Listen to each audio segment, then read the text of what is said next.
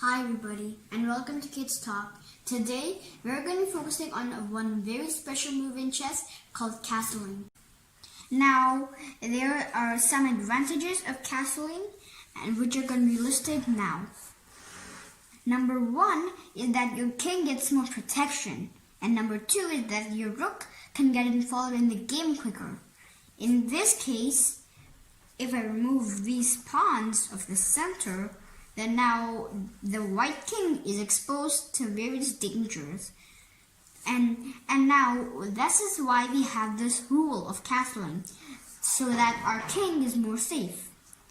And here is how castling works. First of all, you move your king 2 squares towards one rook. So here 1, 2, and then your rook jumps 1 square on the other side of the king. If you see now, the king is pretty safe because now he has a rook and 3 pawns in front of him. So he is not going to be exposed to various checks and threats. Going back, in the middle, the king was exposed very much and anybody could check him and possibly threaten him. This castling that I just showed you is called kingside castling. Now let's see queenside castling. Queenside castling happens when you move 2 squares towards the h rook, and the h rook jumps over the king 1 square. It might look normal for you to go all the way too far, but that's a bit too far. You don't go 3 squares, you go just 2 squares. And the king is still pretty safe here. He has 3 pawns that give him shelter, and he even has a rook. But if we go back, there are some times when you cannot castle. And here are some times. Number 1. You cannot castle when one of your pieces is in between the king and the rook. Here, white cannot castle because the bishop is in the way. If he wants to castle, he'll need to get the bishop off the way by moving it to some square. Here, he cannot castle kingside, but he can castle queenside, since these 3 squares have nothing on them. Then, number 2 is when you are in check. In this case, white is in check from the black bishop and therefore cannot castle.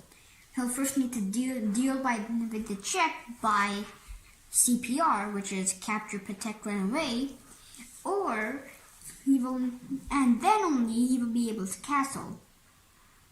Number 3 is if you're going through check or landing in check.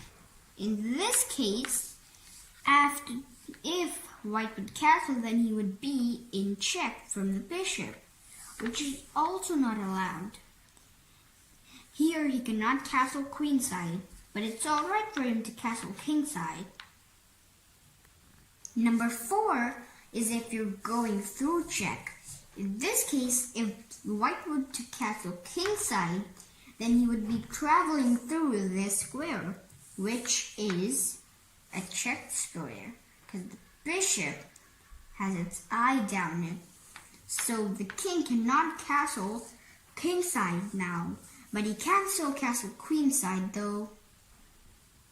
Now the last reason when you cannot castle is if your king or rook have moved. If your king has moved, then you cannot castle at all.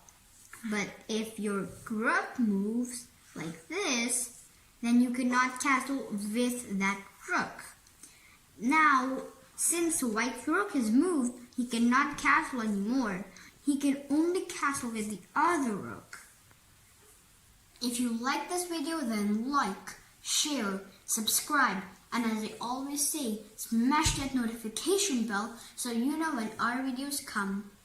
Oh, and here is the subscribe button, so do subscribe to my channel.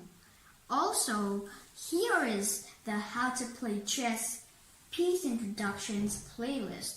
You need to know these before you start playing chess. So if you're a beginner, then do check out this playlist and memorize all of the ways some of the chess pieces move.